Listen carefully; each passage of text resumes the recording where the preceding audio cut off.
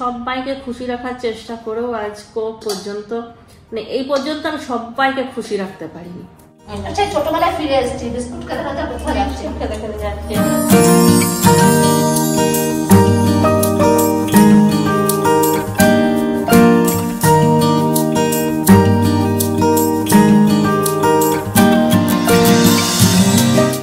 ভালো হয়েছে? দারুণ দারুণ।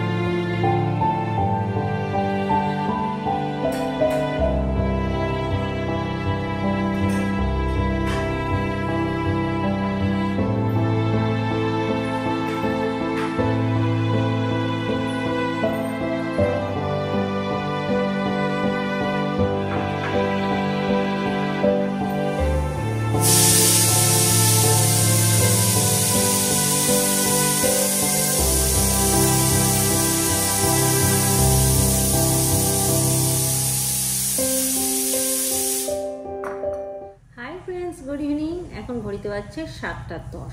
আবার একটা নতুন ব্লগ নিয়ে তোমাদের সামনে এসে হাজির হয়েছি। আজকে বৃহস্পতিবার, সকাল দিকটা প্রচণ্ড কাজের ঝামেলা ছিল, ওই জন্য আমি সকাল দিকটা কোনোরকম ব্লগ শুরু করিনি। কোনোরকম পুজো করে এসে রান্না বান্না করে খাওয়া দাওয়া করে একটু রেস্ট নিলাম, ঘুম থেকে উঠলাম, প্রত্যেক দিনের মতন কাপড় গোছালাম, সন্ধে দিলাম, চিন্টুর সঙ্গে একটুখানি কথা বললাম, বলে রিন্টুকে একটুখানি দুধ গরম করে দিলাম, ও খেলো, এবার টিউশন যাবে, রেডি হচ্ছে। আর আমি আমার জন্য একটুখানি গরম গরম চা বানালাম বেশ অনেকদিন পরে। আর সাথে আছে চিড়ে ভাজা। এই চিড়ে ভাজাটা দিদি এনে দিয়েছে, বেশ ভালো খেতে চিড়ে ভাজাটা। তো যেহেতু সকালবেলায় ব্লগ করিনি, সারা দিনটা তো পেরিয়ে গেল, সন্ধ্যের সময় কেন ব্লগ শুরু করলাম জানো? আজকে রাত্রেবেলা একটা আমি দারুণ রেসিপি বানাবো। আজকে ঘরে ট্রাই করব মোগলাই পরোটা। তাই ভাবলাম এখন থেকে ব্লগটা শুরু করে দিই। মোগলাই পরোটাটাও তোমাদের সঙ্গে শেয়ার হয়ে যাবে, আর আমার একটা ব্লগ হয়ে যাবে। না হলে এখন ব্লগ খুব গ্যাপিং হয়ে যাচ্ছে, আমি রেগুলার দিতে পারছি না। কেন? ওই যে রাত জাগছি একটুখানি বেশি, এই ভিডিও ওই ভিডিও দেখতে দেখতে দেরি হয়ে যাচ্ছে, ব্যাস আমার ব্লগ এডিটিং করা হচ্ছে না। আর একদিন তো ব্লগটা বললাম নষ্ট হয়ে গেছে, নিয়ে ওই এডিটিং হচ্ছে না বলে না আমি ব্লগটা একটু মানে কমই করছি। তো জানি না এরকম ওয়াইটিতে কতদিন প্রবলেম চলবে, যতদিন এইসব প্রবলেমগুলো সলভ না হচ্ছে ততদিন ওই ভিডিও দেখতে দেখতেই আমার চলে যাবে সারাদিনটা। আর কালকে ধনতেরাস, তারপরে কালী পুজো, গোটা দুনিয়া একদম আলোয় আলোকিত হয়ে গেছে, একদম আলোয় ঝলমল করছে বাইরেটা। গিয়েছিলাম কিন্তু পোকার দৌড়াতিতে একটুখানি দাঁড়াতে পারলাম না, ভাবলাম একটুক্ষণ দাঁড়াই, লাইটগুলো দেখি, সবার ঘরে লাইট জ্বলছে, ও মা মুখের মধ্যেই সব পোকাগুলো এসে এসে পড়ছে, হলো না দাঁড়ানো, চলে এলাম। এসে নিয়ে বললাম কি করব, তাহলে একটুখানি চা বানাই আর তোমাদের সঙ্গে একটুখানি বক বক করি। তাই তোমাদের সঙ্গে বক বক করতে চলে এলাম।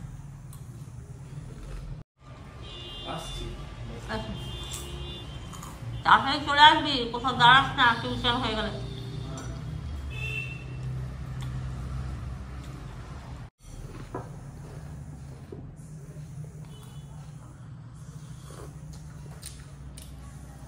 দারুণ হয়েছে, অনেকদিন পর খেলাম, বেশ ভালো করে স্পেশাল করে চাটা বানালাম। চায়ের কালারটা দেখলেই বুঝতে পারি, দেখো চায়ের দুর্দান্ত কালার এসছে। কিন্তু দুঃখের বিষয় কেউ এলে আমি এখন চা বানাতে পারবো না, দুধ শেষ হয়ে গেল। এই একটা প্যাকেট ছিল, রিন্টুকে দিলাম, আমি খেলাম, ব্যাস হয়ে গেল।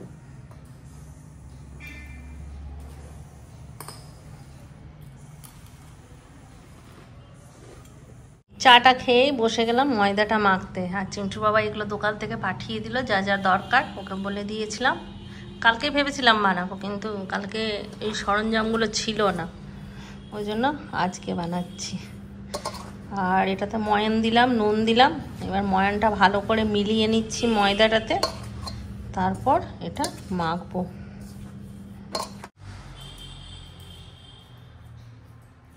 ময়দা মাখা হয়ে গেল। এই ময়দাটা মেখে রেখে দিই, এখন অনেক কাজ আছে, এগুলো সব পরে করবো। যাই, 8টা বেজে গেল, একটু দিদির সঙ্গে কথা বলে নিই, না হলে ও বসে থাকবে। আর দেরি করে ফোন করলে বলবে আজকে এত দেরি করে ফোন করলি, তো যে অপেক্ষা করে বসে থাকবে। আর এই কথাটা আমার তখন শুনতে খুব খারাপ লাগে, যে এত দেরি কেন করলি। এটা বলার আগেই আমি ফোন করে দেবো, তাহলে ও খুশি, আমিও খুশি, তাই না? জীবনে আর কি চাই, এতটুকু তো খুশি। আর কি আছে, একটু বন্ধু বান্ধব তাদেরকে নিয়ে একটুখানি চলার চেষ্টা করি, একটু ভাই বোন তাদেরকে নিয়ে চলার চেষ্টা করেছি বরাবর। কাউকে খুশি করতে পেরেছি, কাউকে খুশি করতে পারিনি। আর এই ফ্যামিলিটুকু, ব্যাস। আর কি, অনেকেই খুশি করার চেষ্টা করেছি, আমি পারিনি, অনেকটা খুশি করতে পারিনি। কারণ আমার একটা জিনিস ভালো লাগে না তো জীবন দিয়ে দেবো সবার জন্য, কিন্তু কেউ যদি বিশ্বাসঘাতকতা করেছে আমার তখনই মাথা গরম হয়ে যায়। তখন আমার জ্ঞান গম্যি থাকে না, তাকে যা নয় তাই বলেও দিই, আর তার সঙ্গে আমি কোনো সম্পর্কও রাখি না। এটাই আমার মাইনাস পয়েন্ট বলো বা আমার অহংকার বলো, জানি না এটা আমার কি। এই পৃথিবীতে যখন আমি এসেছি, আমাকে যখন একটা মেয়ে করে পাঠিয়েছে, কিছু কিছু দায়িত্ব দিয়েও পাঠিয়েছে।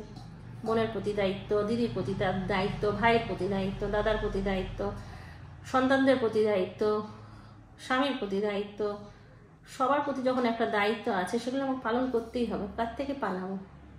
কারণ আমাকে সেই দায়িত্বটা পালন করার জন্যই পৃথিবীতে পাঠিয়েছে, তাই না? তো এবারে আমি যদি বলি যে না আমি কারোর প্রতি কর্তব্য করব না বা আমি দায়িত্ব পালন করব না, তাহলে তো আমার অনাথ আশ্রমে জন্ম হওয়া উচিত ছিল। কেন আমি একটা ফ্যামিলিতে এসেছি? এটা তো আমার কর্তব্য, যেটা করতে এসেছি সেটা আমার করতেই হবে। যে কালকার একটা কথা আমি উদাহরণ দিচ্ছি।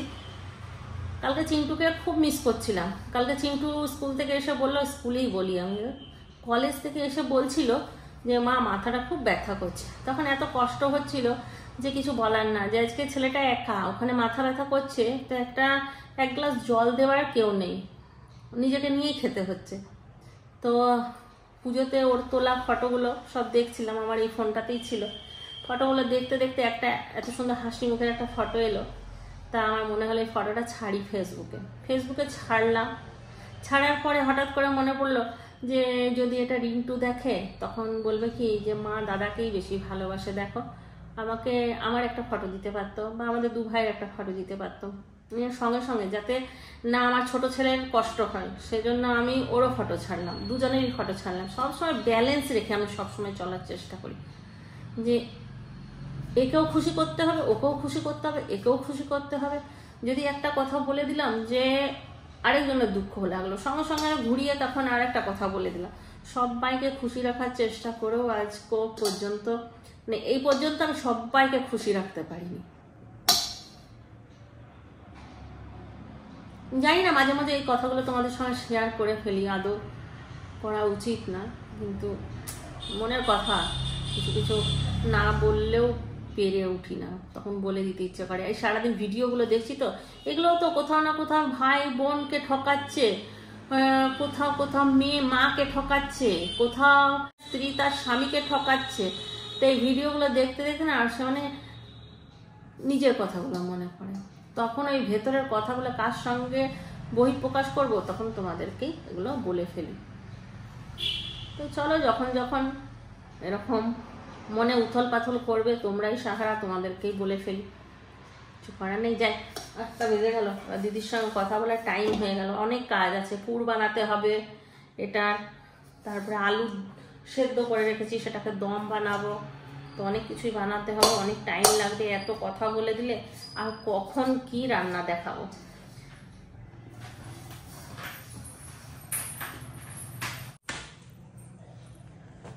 যাই একটুখানি দিদির সঙ্গে কথা বলে নিই।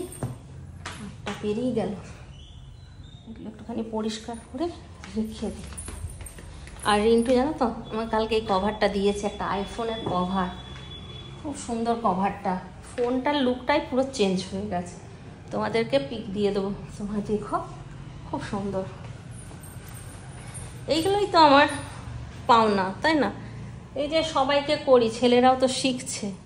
এখনকার দিনে ওদের মতন বয়সের ছেলেদের এইরকম খুব কম চেতনা হয় যে মাকে কিছু গিফট দিই, বাবাকে কিছু গিফট দিই। আর আমার এইটা ছেলেগুলোর মধ্যে আছে সবার জন্য মায়া মমতা। কিছু পারি না পারি এগুলো পেরেছি, ছেলেদেরকে শিক্ষা দিতে পেরেছি, মানুষের মতন মানুষ করতে পেরেছি। তারপর তো ভবিষ্যতে দেখা যাবে যে কী করতে পেরেছি। চলো, ঘড়িতে বাজছে 8টা 5। আবার এখানে তোমাদের সঙ্গে কথা হবে 9টার পরে, ঠিক আছে? ছোটবেলায় ফিরে এসেছি, বিস্কুট খেতে খেতে কোথায় যাচ্ছি? খেতে খেতে যাচ্ছি আমরা। দুধ আনতে যাচ্ছি, চা খাবো। দুই বন্ধু আজকে মোগলাই বানাবো, তোমাদের সঙ্গে শেয়ার করবো বললাম। এই পাগলি এসছে, কতটা শেয়ার করতে পারবো জানি না, বক বক বেশি হবে, তাও শেয়ার করবো তোমাদের যতটুকু পারবো। দেখাবো আমি। কেন করলাম বল? পায়ে পায়ে লাগলো, তোকে তো প্রণাম করতে পারি না। আমি তোকে কেন করলাম বল? তুই আমাকে চুমু খেলে তাই জন্য করলাম। রাস্তার কি অবস্থা, ডেঞ্জার, পাহাড়ে উঠছে।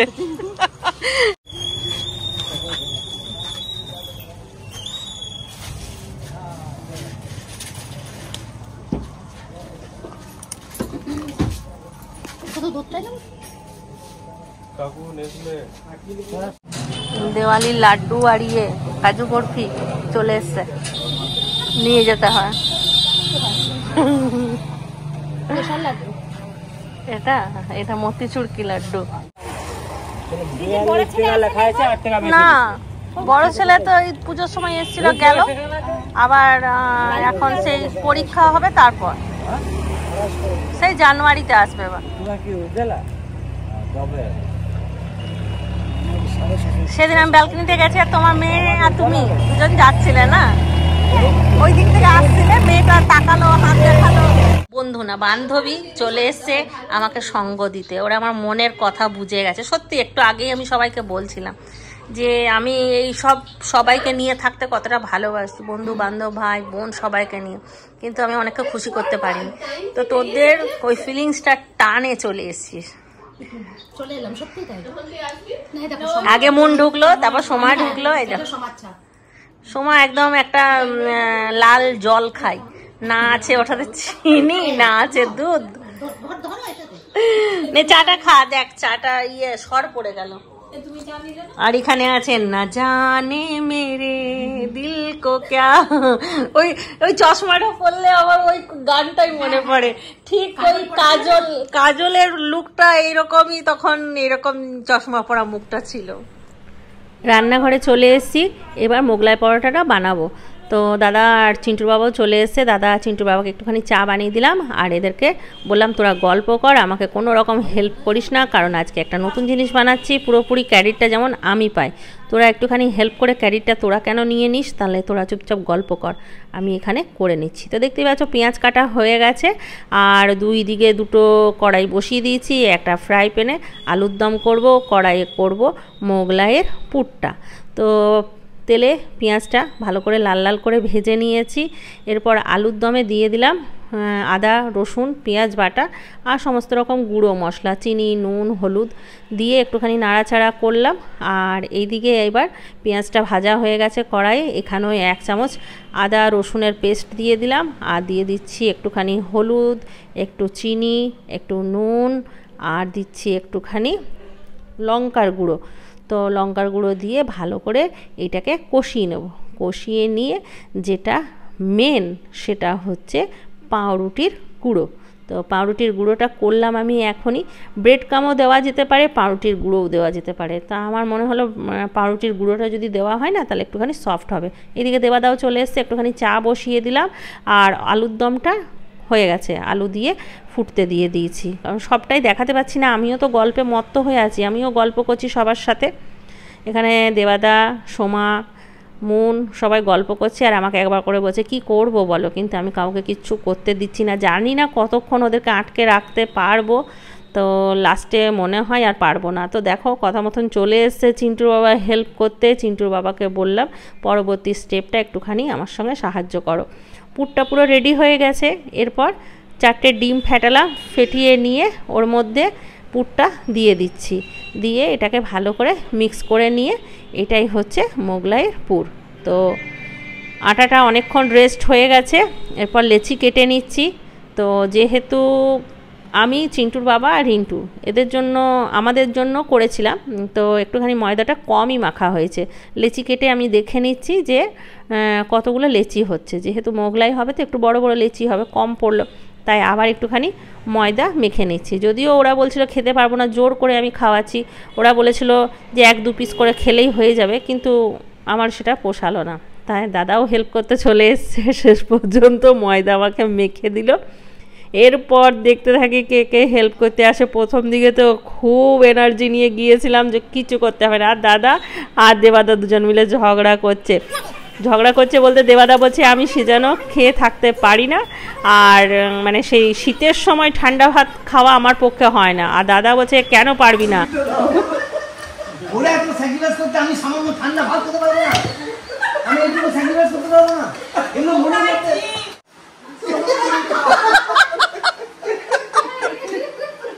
ওদের কথা মনে করবি যে ওরা সিয়াচিনে অত ঠান্ডার মধ্যে দাঁড়িয়ে আছে, বরফ পড়ছে, তবুও স্যাক্রিফাইস, আর আমি সামান্য সিজনে ঠান্ডা ভাত খেতে থাকতে পারবো না, আমিও পারবো। একদম একদম একটা দিন সিজানোর ভাত খেয়ে থাকা উচিত। তখন সেগুলো মনে করবি যে মনে জোর বাড়াবি যে আমি পারবো। তো এইদিকে আমাদের হাসি আর কি গল্পর আড্ডা জমে উঠেছে, আর আমিও এইদিকে কাজ একদম জোর কদমে শুরু করে দিয়েছি। তো শেষের দিকেই চলে এসেছি, লেচিটা ভালো করে পাতলা করে একদম বেলে নিয়েছি। তারপর এর মধ্যে যেই পুরটা রেডি করেছিলাম সেটা দিয়ে এবার এইভাবে এক পাশ থেকে আগে, তারপরে আরেক পাশ থেকে, তারপর কোনো সাইড দিক দিয়ে ভালো করে মুড়ে দিলাম, ব্যাস রেডি হয়ে গেল। এবার এটা গরম তেলের মধ্যে ছেড়ে ভালো করে লাল লাল করে ভেজে নিলেই রেডি হয়ে যাবে মোগলাই পরোটা। জানি না খেতে কেমন হবে, তবে চেষ্টা করছি, তারপর তো সবার রেজাল্ট পাবোই যে কে কেমন বলছে, তাই না? তো চলো এগুলো রেডি করে নিই, তারপর রেজাল্টটাও তোমাদেরকে জানাচ্ছি।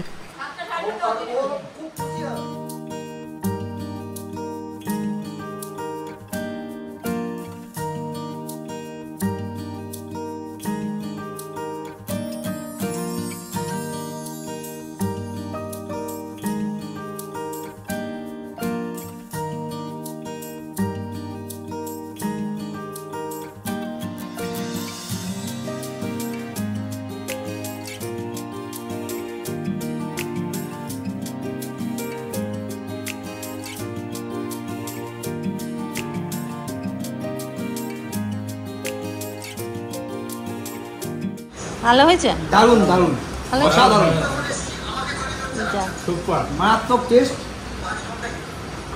অসাধারণ পদ্ধতি, মিথ্যা কথা নয় তো? না হচ্ছে হেভিও না। সবচেয়ে বড় কথা কি বলতো, বাজারের টুকটাতে যেটা হয় অয়েলি, মানে মুখে না মুখ মেরে দেয় একটা কি মেশানো থাকে জানি না, এটা খেলাম সত্যি খুব সুন্দর। আর এখানে বাজারে খাই না মোগলাই কখন, ভাজা হচ্ছে মানে এদিকে ভালো আসছে না, এইদিকে সময় হয়ে গেছে আমাদের, যুদ্ধ শেষ, এখন আমরা নিয়ে টেস্ট করছি। সবাই বললো ভালো হয়েছে। এবার তোমারটা নতুন টাইপের মোগলাই করেছে, দারুণ করেছে, দারুণ। আমি খাই না, তাও সত্যি ভালো হয়েছে, মোটামুটি হয়েছে।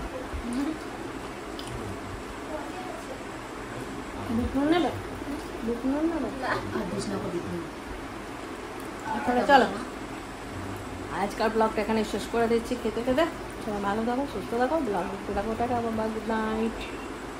চলো সময় আজকে খতম করো তো আমাদের সাথে। সবাই শুধু এটা তোলো আর খতম বলো।